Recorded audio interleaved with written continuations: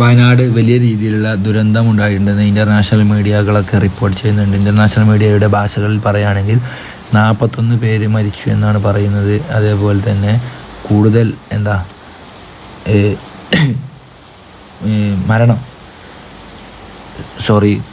കൂടുതൽ മഴ വീണ്ടും കൂടുതൽ പ്രഡിക്റ്റ് ചെയ്യുന്നു എന്നാണ് പറയുന്നത്. മരണസംഖ്യ ഉയരാൻ എന്തായാലും സാധ്യത വളരെ കൂടുതലാണ്. അത് ഞാൻ പറയാതെ തന്നെ നിങ്ങൾക്ക് അറിയാലോ. ആ രീതിയിലാണ് ഒരുപാട് വീടുകളും മറ്റുള്ളതൊക്കെയാണ് ഒലിച്ചു പോയിട്ടുള്ളത്. ആർമി എത്തിയിട്ടുണ്ട്. ആർമി ഒരുപാട് റെസ്ക്യൂ ഓപ്പറേഷൻസ്, അതേപോലെ ലോക്കൽ ജനങ്ങളൊക്കെ റെസ്ക്യൂ ഓപ്പറേഷൻസിൽ പങ്കെടുക്കുന്നുണ്ട്. 2018 400 പേര് കൊല്ലപ്പെട്ടിട്ടുണ്ടായിരുന്നു ഫ്ലഡിൽ. രാഹുൽ ഗാന്ധിയുടെ മണ്ഡലമാണ്. ഫോൺ വിളിച്ചിട്ട് ആളുകൾ ബുദ്ധിമുട്ടിക്കുന്നു ഫോണിലേക്ക്. അപ്പോൾ പറഞ്ഞു എന്ന് വെച്ച് കഴിഞ്ഞാൽ രാഹുൽ ഗാന്ധിയുടെ മണ്ഡലമായിരുന്നു. പിന്നെ എന്താണെന്ന് വെച്ച് കഴിഞ്ഞാൽ അദ്ദേഹം ഇപ്പോൾ റിസൈൻ ചെയ്തു.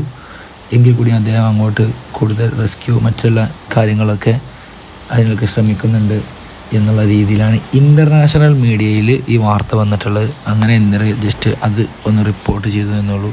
എന്തായാലും നമ്മുടെ നാട്ടിൽ നമ്മൾ പച്ച മലയാളത്തിൽ പറഞ്ഞു കഴിഞ്ഞാൽ ആളുകൾ വെള്ളത്തിലൂടെ പുഴയിലൂടെയൊക്കെ ഒലിച്ച് ഒരുപാട് കിലോമീറ്ററോളം ഒലിച്ച് പോരുന്ന ഒരു വേറൊരു അവസ്ഥയിൽ തന്നെയുള്ളത്. ഞാൻ ലൈവിൽ അതിൻ്റെ കാര്യങ്ങൾ കറക്റ്റായിട്ട് പറഞ്ഞിട്ടുണ്ട്.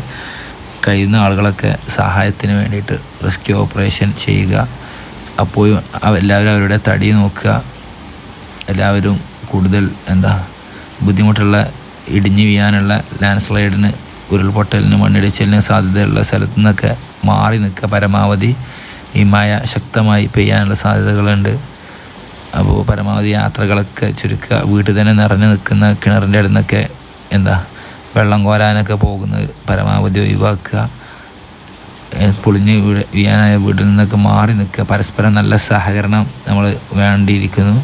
കാരണം ഇപ്പോൾ ഒരുപാട് വീടുകളും മറ്റുള്ളതൊക്കെ കുന്നുമലും മറ്റുള്ളതൊക്കെ ഒരുപാട് വീടുകളാണ്. കാരണം ജനസംഖ്യ കൂടുന്നതിനനുസരിച്ച് എല്ലാ സ്ഥലത്തേക്കും ഇങ്ങനെ ആളുകൾ താമസിച്ചു തുടങ്ങും.